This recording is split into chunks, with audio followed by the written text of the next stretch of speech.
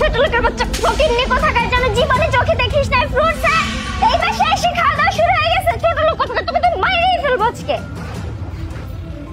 ভাবি আপনি ওকে এভাবে মারতেছেন কেন? কি হয়েছে? ওর গায়ে হাত দিলেন? কি হয়েছে বোঝো না? তোমার ছেলেটারে নিয়ে আসছো, আমার ইম্পোর্টেড ফ্রুট সেগুলো এসে খাওয়া শুরু করছে। নিজের ছেলেকে সামলায় রাখতে পারো না, এত জিব্রা কেন তোমার ছেলেটা? আম্মু আমার তো অনেক ক্ষুধা লাগছে।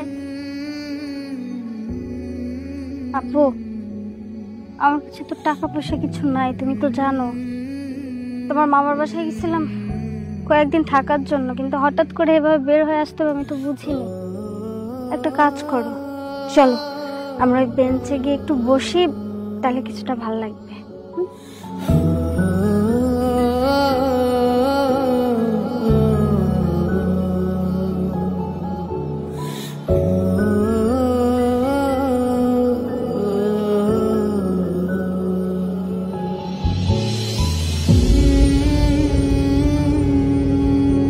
সাদা, জি ম্যাডাম। একটু বাইরে আসো তো।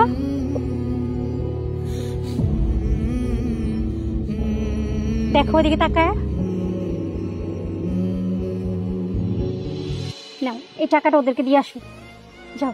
জি ম্যাডাম।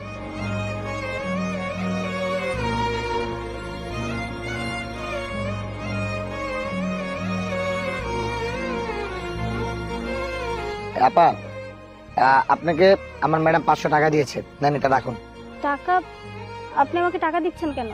আরে আপনি ছোট একটা বাচ্চা ছেলেকে নিয়ে এখানে বসে আছেন, সেটা দেখে আমার ম্যাডামের খুব মায়া লেগেছে, তাই আপনাকে 500 টাকা দিল, নেন রাখেন।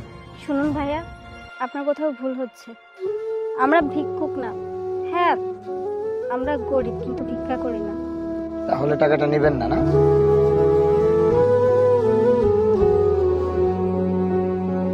বাবা কষ্ট হচ্ছে অনেক, তাই না? ম্যাডাম, ওই মহিলা তো টাকাটা নিল না। টাকাটা নিল না? না, উনি বলতেছে টাকাটা নিতে পারবে না। ঠিক আছে চলো।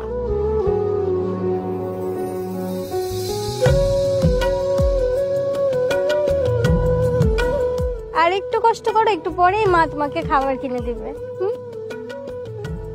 এই মেয়ে, তুমি টাকাটা নেওনি কেন? সরি আন্টি, টাকাটা আমি নিতে পারবো না। তাহলে তুমি এভাবে এখানে বসে আছো কেন? আপনি ভাবছেন হয়তো আমরা ভিক্ষুক, কিন্তু আমরা ভিক্ষা করি না। আমরা অনেক ভালো ফ্যামিলি থেকে বিলং করি আন্টি। আমার হাজবেন্ড অনেক ভালো জব করতো, গাড়ি বাড়ি টাকা পয়সা সবকিছু ছিল, কিন্তু হঠাৎ করে আমার হাজবেন্ডের অ্যাক্সিডেন্ট হয়ে তার ট্রিটমেন্ট করতে গিয়ে সব টাকা পয়সা খরচ হয়ে গেছে। শেষ পর্যন্ত আমার হাজবেন্ডকে ও বাঁচাতে পারেনি। যাই হোক, এসব পুরনো কথা বলে কোনো লাভ নেই। আমার হাজবেন্ড মারা যাওয়ার পর থেকে চলতে তো একটু কষ্ট হবেই, কিন্তু তারপরেও ভিক্ষা করার মতো মন মানসিকতা এখনো হয়নি। আজকে সকালে আমি আমার ভাইয়ের বাসায় গিয়েছিলাম, তখন ভাবি কেমন আছেন? হ্যাঁ আমরা আলহামদুলিল্লাহ ভালোই আছি। তো হঠাৎ কি মনে করে আমার বাসায়? এই আসলাম ওকে নিয়ে আপনাদের এখানে 4-5 দিন থেকে তারপর যাব। এমো কে আসছে?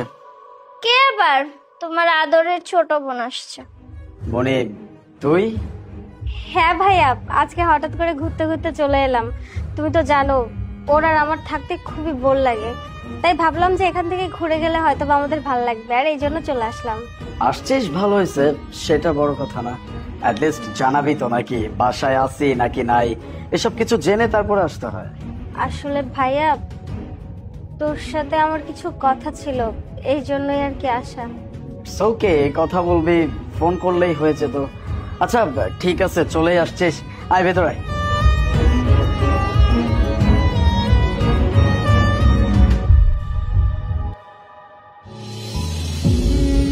মা আমার না অনেক ক্ষুধা লাগছে। ক্ষুধা লাগছে? ক্ষুধা তো লাগবেই, যে সকালে খাইছো তারপরে তো আর কিছু খাওয়া হয় নাই। কিন্তু তোমার মামা মামি তো এখনো খেতে বসেনি, ওরা যখন খেতে বসবে তখন আমরা একসঙ্গে খাবো। কিন্তু মা আমার তো অনেক ক্ষুধা পাইছে। ক্ষুধা তো আমারও পাইছে বাবা, কিন্তু অন্য মানুষের বাসায় আসলে একটু ফর্মালিটিস মেনটেন করতে হয়। তুমি একটা কাজ করো, তুমি শুয়ে আছো এই জন্য তোমার বেশি খারাপ লাগতেছে। যাও একটু হাঁটাহাঁটি করো, ভালো লাগবে। আচ্ছা ঠিক আছে মা।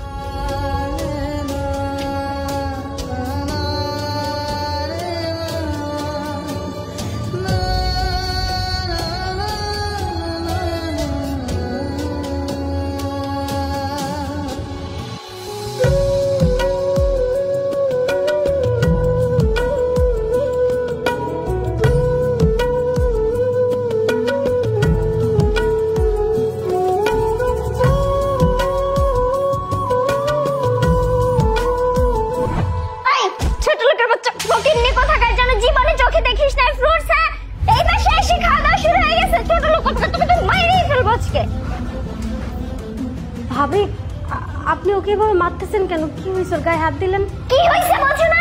তোমার ছেলেটারে নিয়ে আসছো, আমার ইম্পোর্টেড ফ্রুট সেগুলো এসে খাওয়া শুরু করছে। নিজের ছেলেকে সামলায় রাখতে পারো না, এত জিব্রা কেন তোমার ছেলেটা?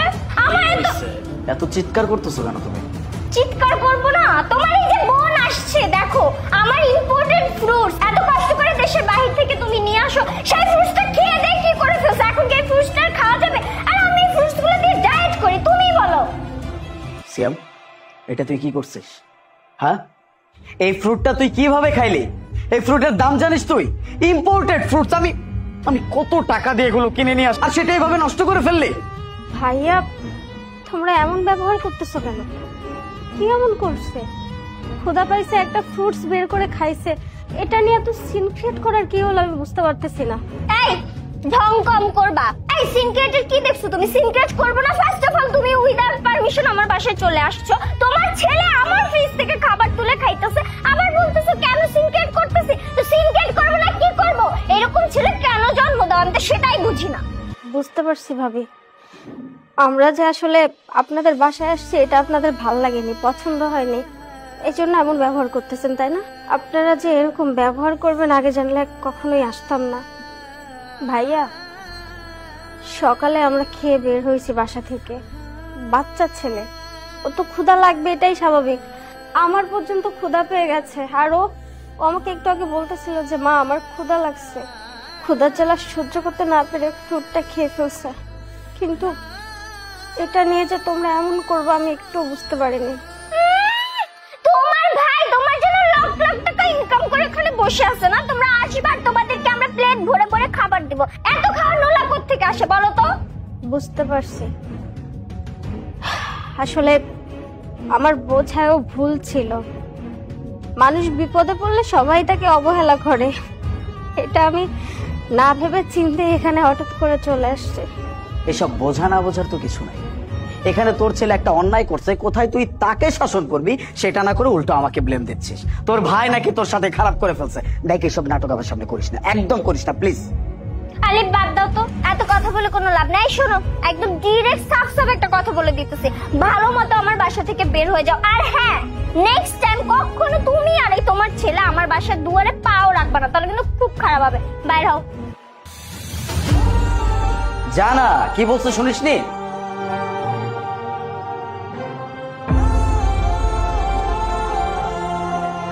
কোথাকার জানো, এসব আপদ যে কোত্থেকে আসে আমি বুঝি না। আর তোমাকে একটা কথা বলে দিলাম, নেক্সট টাইম যদি এসব আপদ ঘরের মধ্যে ঢুকাও তাহলে কিন্তু খুব খারাপ হয়ে যাবে। চলো।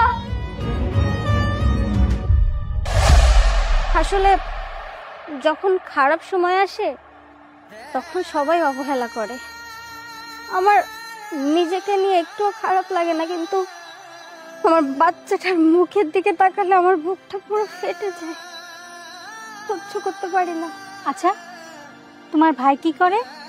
আমার ভাই অনেক বড় একটা কোম্পানিতে জব করে, প্রচুর টাকার মালিক। ও আচ্ছা, কোম্পানির নাম কি? আরবি গ্রুপ অফ ইন্ডাস্ট্রি। ও আচ্ছা আচ্ছা, তা তোমার ভাইয়ের নাম কি? নূর আলী। আচ্ছা, তোমার শিক্ষাগত যোগ্যতা কি? লেখাপড়া অনেক ভালোই করেছি, পড়াশোনা শেষ করে একটা জবও করতাম, কিন্তু আমার ছেলে যখন পেটে আসে তখন ওর কথা চিন্তা করে আমি জবটা ছেড়ে দিই। তাহলে তো তোমার ভালোই অভিজ্ঞতা আছে। আমি তোমার একটা উপকার করতে পারি, তুমি রাজি আছো? কি উপকার? আমার কোম্পানিতে তোমাকে ভালো একটা জব দিতে পারি, কি করবে? আন্টি আপনি এটা কি বলছেন? আমার তো চাকরির খুব দরকার, আমি খুঁজছিলাম চাকরি কিন্তু পাচ্ছিলাম না। আপনাকে অনেক ধন্যবাদ। তুমি কালকে থেকে আমার অফিসে জয়েন করবে। চলো।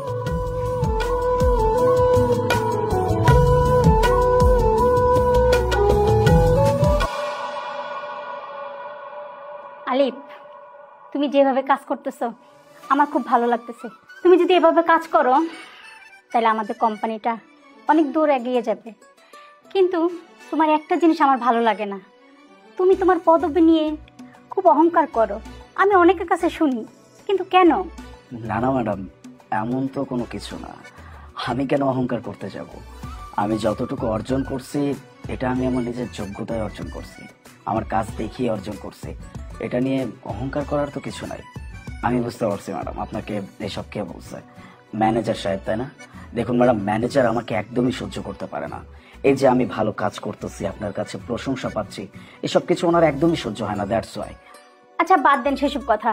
আপনারা তো জানেন যে আমি 6 মাস অফিসের কাজের জন্য বাইরে যাব। তো এই 6 মাস তো আর আমি অফিসটা বন্ধ রাখতে পারি না, তাই না? তাই অফিসটা চালানোর জন্য একজন দায়িত্ববান লোকের হাতে অফিসটা তুলে দিতে চাচ্ছি। আপনি যথেষ্ট দায়িত্ব নিয়ে কাজ করেন, সেজন্য আমি আপনাকে ডেকেছি। জি ম্যাডাম, কোনো সমস্যা নাই। অফিস কেন পড়ে থাকবে? আপনি চাচ্ছেন 6 মাসের জন্য আপনি নিজের কাজ করুন না, কোনো সমস্যা নাই। আপনি যদি এই দায়িত্ব আমাকেও দেন, আমি পুরো অফিস একদম সুন্দরভাবে দায়িত্ব নিয়ে নিজের দায়িত্ব পালন করতে পারবো, কোনো সমস্যা নেই। ইভেন আপনি যদি আমাকেও না দেন, আপনি যাকেই দেন না কেন, আমি তাকে হেল্প করব, টোটাল হেল্প করব, যেন অফিসটা একদম সুন্দরভাবে চলে। তোমার কথা শুনে আমার খুব ভালো লেগেছে, তাই আমি দায়িত্বটা যাকে দিব আমি তাকে ডাকছি। মিস মনি, ভিতরে আসুন।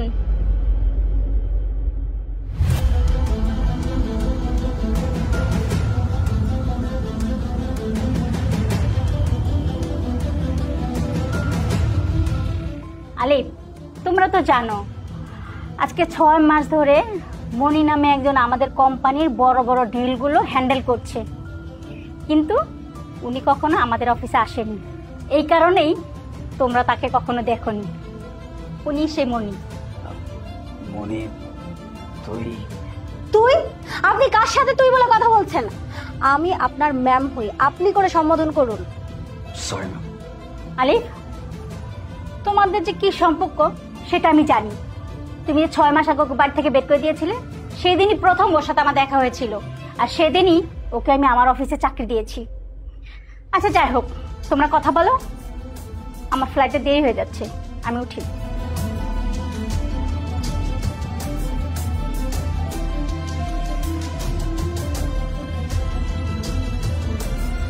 এক্সকিউজ মি, আপনাকে বসার অনুমতি দেওয়া হয়েছে? No ma'am, I am sorry. তাহলে বসছেন কেন? আর সরি, আপনি সরি বলছেন কেন? আপনি যে একটা অভদ্র লোক সেটা আমি খুব ভালো করে জানি, আর আপনার মতো এত অভদ্র লোকের এই অফিসে কোনো প্রয়োজন নেই। আপনি ফায়ার। কিন্তু কেন ম্যাডাম? আমি তো খুব সিনসিয়ারলি নিজের কাজ করতেছি, অফিসে আমার ভালো নাম ডাক আছে, আমি নিজের কাজ খুব দায়িত্ব নিয়ে করি, কেন আমাকে বের করে দিবেন? কেন বুঝতে পারছেন না? এই কোম্পানির যাবতীয় দায়িত্ব সব এখন আমার হাতে, আমি যেটা করব ওটাই ফাইনাল। আপনি কি ভুলে গেছেন?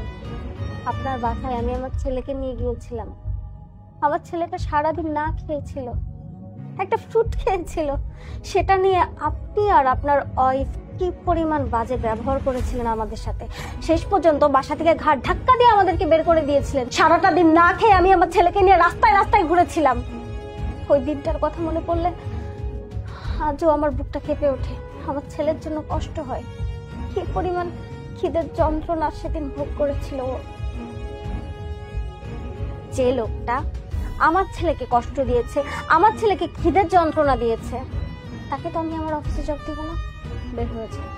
ম্যাম দেখুন, আমি বুঝতে পারতেছি যে আপনার সাথে ওই সময় আমি অনেক বড় অন্যায় করে ফেলছি, সেটার কারণে আপনি অনেক সাফার করছেন। কিন্তু ম্যাডাম, এটার ইফেক্ট যদি আপনি আমার জবের উপর ফেলেন, তাহলে আমার তো রাস্তায় নেমে যেতে হবে। এই জবটা করে আমার পুরো সংসারটা চলে।